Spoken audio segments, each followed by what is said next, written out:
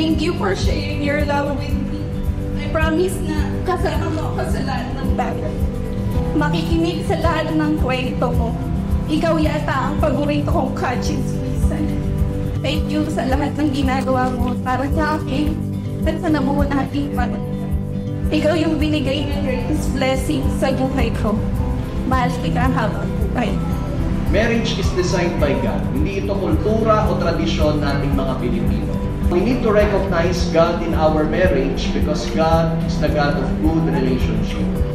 Rafael, ipinapangako ko na palagi kang uunahing higit sa lahat. Ipinapangako ko na maging mas mabuting asawa pa ako at ama sa mga anak natin.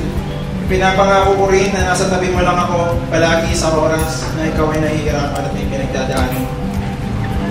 Ipinapangako ko rin na sasamahan kita sa hirap man o sa kaginawaan. Nalangan kita. Ayun po. Salamat.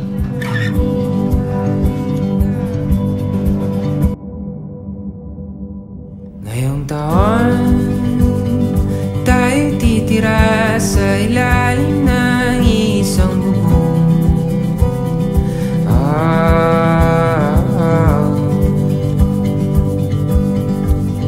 Sabi mo, nananapig ka na sa mga magiging bagong tradisyon.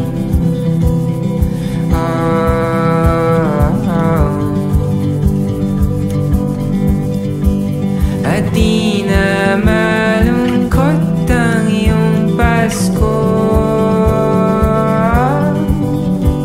kasi kasama na kita, kasama mo ako hanggang sa dulo, hanggang maging abot, hanggang sa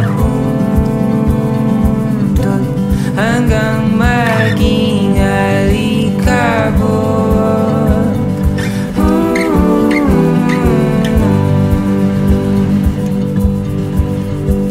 At maluluma ang ating mga katawan, pero hindi magbabagong aking nararamdaman hanggang sa dulo,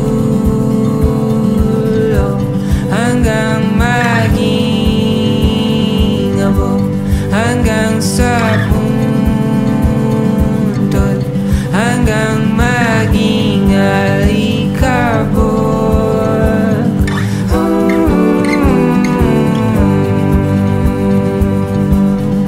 Kung wala ng pagmamahal, ibig sabihin wala na ako. Kung wala ng pagmamahal, ibig sabihin wala ka na.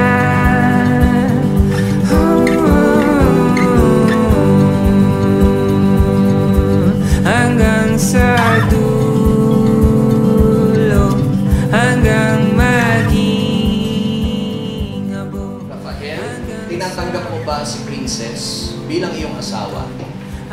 Opo, tinatanggap ko. Princess, tinatanggap mo ba si Rafael bilang iyong asawa? Siya yung mamahalin, iingatan, paglilingkuran. Opo, tinatanggap. Palakpakan po natin.